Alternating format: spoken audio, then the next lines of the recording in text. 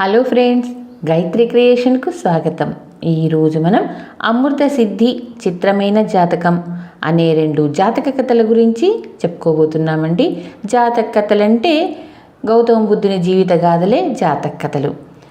ఇక కథలోనికి వస్తే, బ్రహ్మదత్తుడు కాశీ రాజ్యాన్ని పాలించే కాలంలో సామంతరాజైన చిరాయు వద్ద నాగార్జునుడనే పేరుతో బోధిసత్వుడు ముఖ్యమంత్రిగా ఉండేవాడు. నాగార్జునుడు చాలా దయగలవాడు, దానశీలుడు అని పేరుగంచాడు. అంతేకాదు, రసాయన శాస్త్రంలోనూ ఔషధీ జ్ఞానంలోనూ గొప్ప నిధి. అతడు తనకు తెలిసిన రసాయన ప్రయోగంలో ఒక రహస్యయోగం కనిపెట్టి తనకు రాజుకు జరామరణాలు లేకుండా చేసుకున్నాడు. ఒకనాడు అతని కొడుకుల్లోకెల్లా తనకు ప్రియమైన కొడుకైన సోమదేవుడు చనిపోవడం తటస్థించింది. కుమారుని చావు నాగార్జుడికి అంతులేని దుఃఖం కలిగించింది.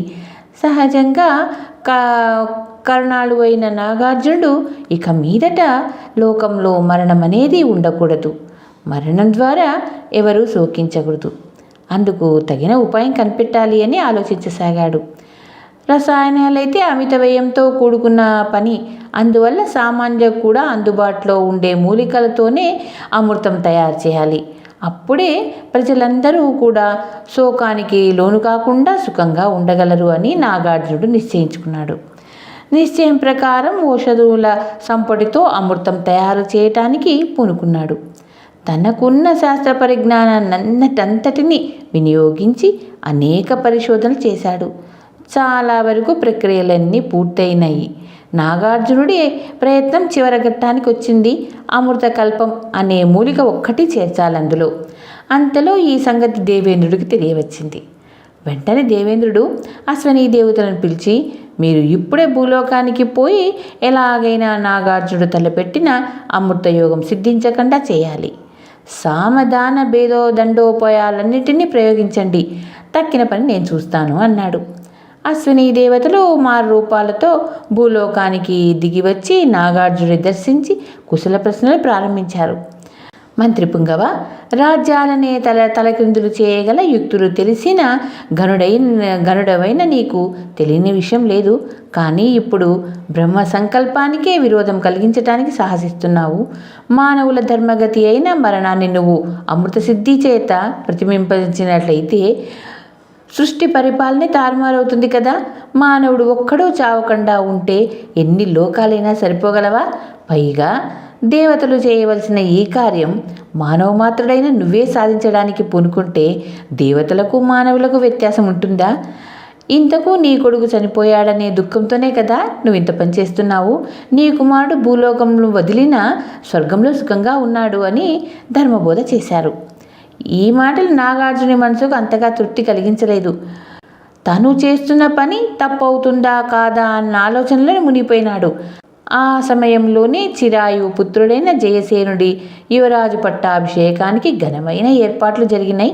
ఈ లోపల వృద్ధ బ్రాహ్మణ రూపంలో భూలోకానికి చేరుకున్న దేవేంద్రుడు జయసేనుని సమీపించి ఇలా అన్నాడు. నాగార్జునుడు తయారు చేసిన రసాయనానికి సేవల వల్ల నీ తండ్రి మరణం లేకుండా ఉన్నాడు కదా. అలాంటప్పుడు నువ్వు యువరాజుగా ఉండిపోవలసిందే, కానీ నీకు రాజ్యహర్త ఎప్పటికీ కలగదు అన్నాడు. ఈ మాట విన్న జయసేనుడు విచారంతో కుంగిపోయాడు. అప్పుడు ఆ వృద్ధ బ్రాహ్మణుడు, నాయనా, ఈ పాటి దానికే బాధపడితే ఎట్లా? నీ కోరిక నెరవేరడానికి సులువైన ఉపాయం ఉంది. రోజు భోజనం ముందు ఎవరేమడిగినా లేదనకుండా ఇవ్వడం నాగార్జునుడికి మామూలు. రేపు నువ్వు ఈ వేళకు వెళ్ళి ఏమాత్రం జంకకుండా నాకు నీ తల కావాలి అని అడుగు. తరువాత ఏం జరుగుతుందో నువ్వే చూద్దువు గాని అని మనసుకు నచ్చేట్టు నూరిపోశాడు. రాజ్యకాంక్షతో ఉన్న జయసేనుడు మర్నాడు భోజనాల వేళ నాగార్జునుడి వద్దకు వెళ్ళి సరిగ్గా వృద్ధుడు చెప్పినట్లే కోరాడు. నాగార్జునుడు కొంచెమైనా సంశయించకుండా తన కత్తి జయసేనుడి చేతికిచ్చి, నాయనా, తల తెగ్గొట్టి తీసుకో, భయపడకు అన్నాడు.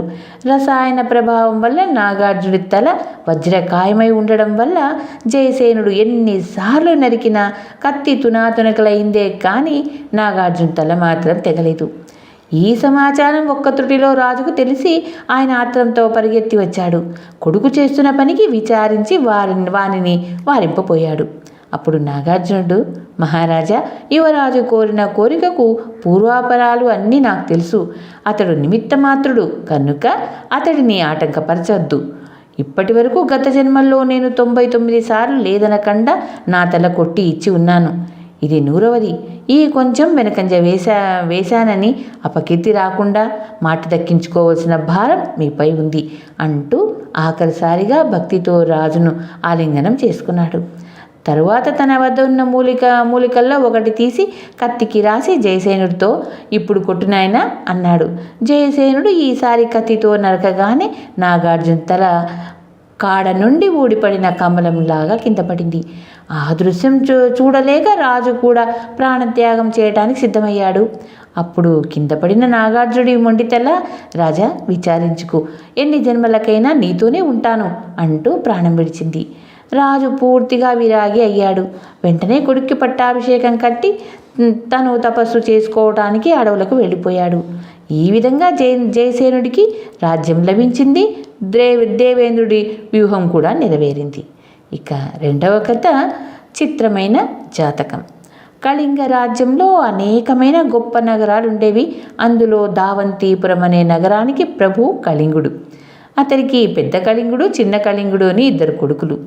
వీరి జాతకాలు పరిశీలించిన దైవజ్ఞులు ఇలా చెప్పారు: తండ్రి తదనంతరం పెద్దవాడే రాజ్యానికి వస్తాడు. చిన్నవాడిది మాత్రం చిత్రమైన జాతకం.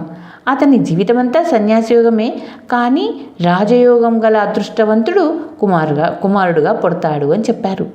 కొద్ది కాలానికి రాజు కళింగుడు కాలం చేశాడు. జ్యేష్ఠుడు సింహాసనానికి వచ్చాడు. చిన్నవాడికి రాజప్రతినిధి పదవి వచ్చింది. తనకు కలగబోయే కుమారుడు మహారాజు కాబోతాడని జ్యోతిష్కులు చెప్పిన మాట చిన్న కళింగుడికి బాగా మనసుకు పట్టింది.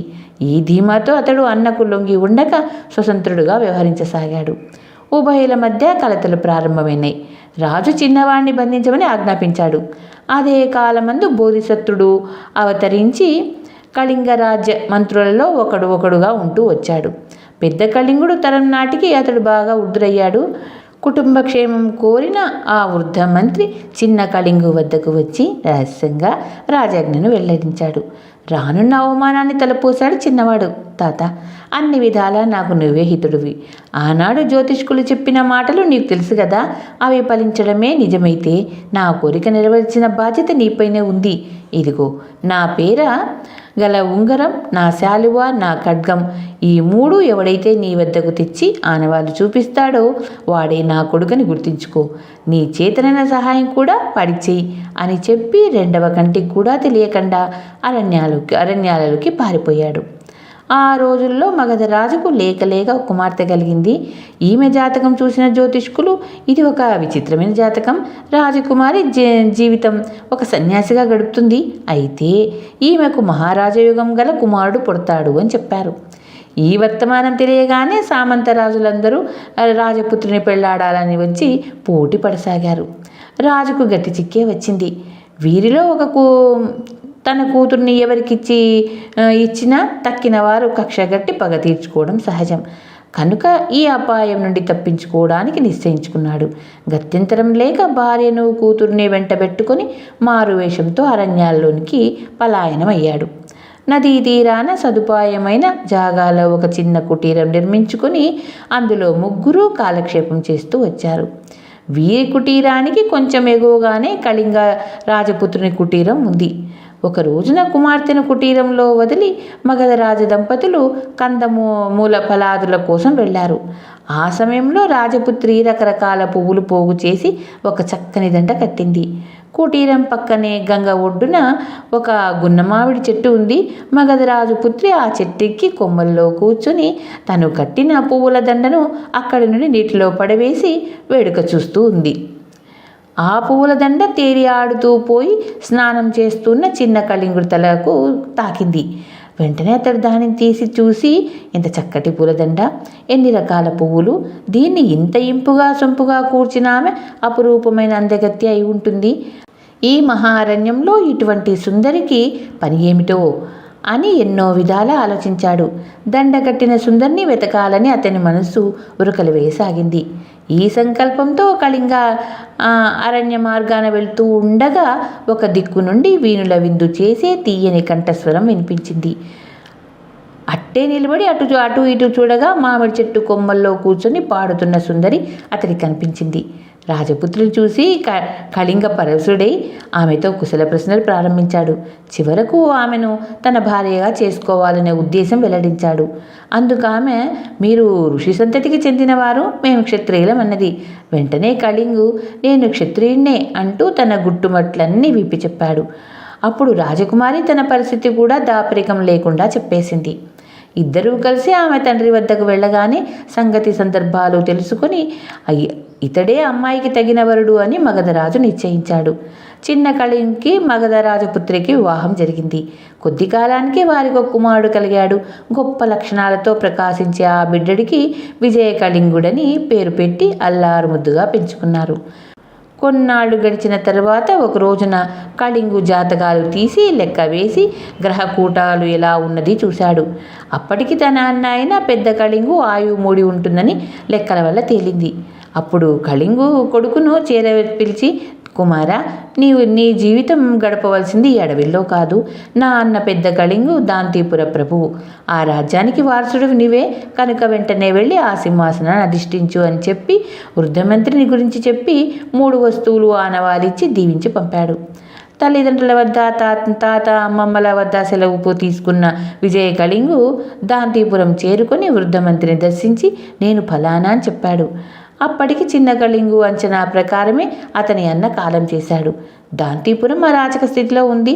ఒక మహాసభ ఏర్పాటు చేసి వృద్ధమంత్రి చిన్నవాడైన విజయ కళింగు పుట్టు పూర్వోత్తరాలు వెల్లడించేసరికి సభికులందరూ ఆశ్చర్యచకితులై జేజేలు కొట్టారు.